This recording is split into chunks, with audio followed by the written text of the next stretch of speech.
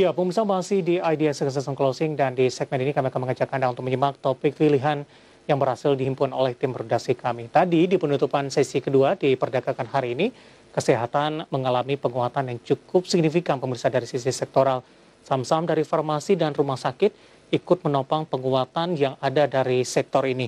Nah, yang menarik adalah perkembangan terbaru dan cukup hangat diperbincangkan di sepanjang perdagangan hari ini adalah rencana penerapan oleh pemerintah untuk vaksinasi individu berbayar. Ini sempat menjadi menuai polemik pro dan kontra dari berbagai kalangan. Bahkan informasi yang terbaru, KAF ini menunda untuk sementara terkait dengan pelaksanaan vaksin individu berbayar ini. Dan seperti apa informasi selengkapnya dan bagaimana laju saham-saham di sektor farmasi di sesi pertama di siang tadi. Mari kita simak tayangan berikut ini.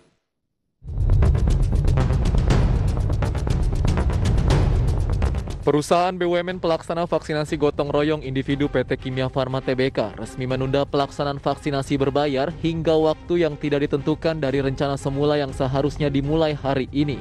Corporate Sekretari Kimia Farma Ganti Winarno mengungkapkan alasan penundaan ini salah satunya pengaturan pendaftaran calon peserta vaksinasi yang harus dibenahi perusahaan. Selain itu, emiten berkode saham KAF ini juga memastikan proses sosialisasi vaksin berbayar akan diperpanjang, mengingat banyaknya pertanyaan yang muncul mengenai program ini. Setelah menuai pro kontra di masyarakat, pemerintah melalui Kementerian BUMN memastikan program vaksinasi gratis akan tetap berjalan, meski nantinya ada layanan vaksin berbayar yang dijalankan Kimia Farma dan Bio Farma.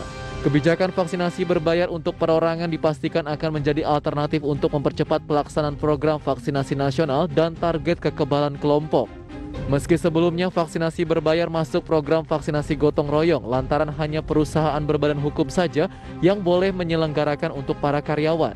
Di sisi lain, meski pelaksanaan vaksinasi berbayar ditunda, kebijakan tersebut tidak mempengaruhi kinerja saham-saham emiten farmasi.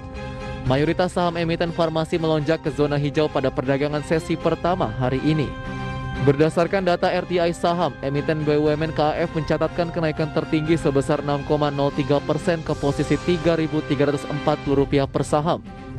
Diikuti Papros yang menguat 4,27%, Indofarma menguat 3,58%, Daria Varia Laboratoria 3,25%, IRA 2,37% dan KLBF 1,89%, serta MERK 1,58%. Berbagai sumber IDX Channel.